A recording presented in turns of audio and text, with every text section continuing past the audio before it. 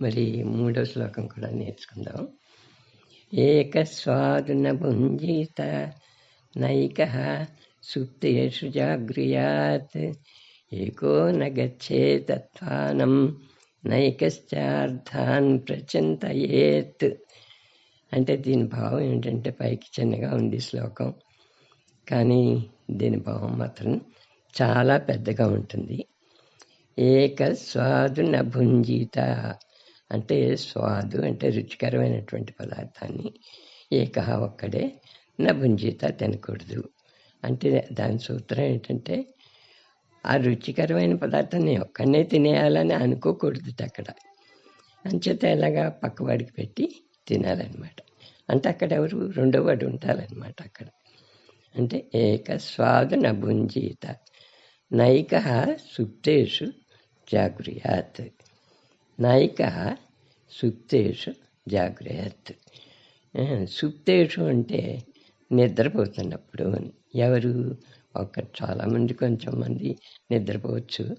ఆ నిద్రపోయే స్థానంలో ఏకః న జాగృయాత్, ఒక్కడు మేలుకొని కూర్చోకూడదు. ఎందుకంటే ఎవరైనా నువ్వు చూసి, అయ్యో వీడేదో దొంగతనానికి వచ్చేసినట్టున్నాడు, ఇక్కడ కూర్చున్నాడు అని అందరూ కలిసి చావబాదేస్తారు వాడిని.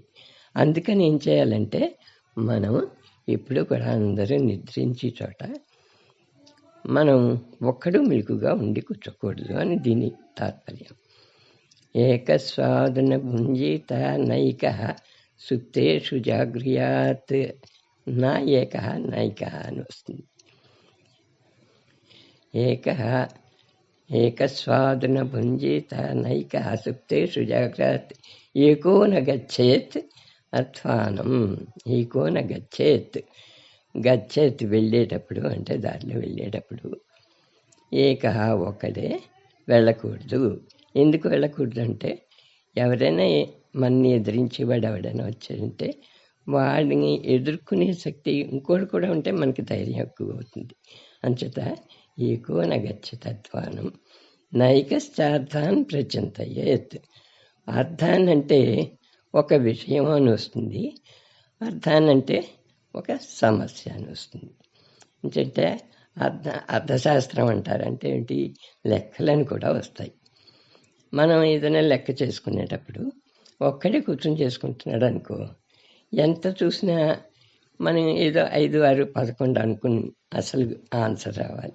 అలాంటి వాడు ఏమనుకుంటాడంటే, వాడు మర్చిపోయో లేకపోతే దృష్టి ఇంకో చోట పెట్టుకునో 5, 6, 9, 5, 6, 9 అలాగే అనుకుంటాడంతే. కానీ ఆ పక్కన ఇంకోటి ఉన్నానుకో, రే వేరే 5, 6, 9 ఇట్లా 5, 6, 11 కదరా అని వాడు చెప్పడానికి అవకాశం ఉంటుంది. అంటే ఇది ఉదాహరణకి చెప్పాను. అందులో చాలా పండితులు కూడా ఒక్కొక్కళ్ళ ఆలోచిస్తే వాళ్ళకి సమస్యలు తీరవు.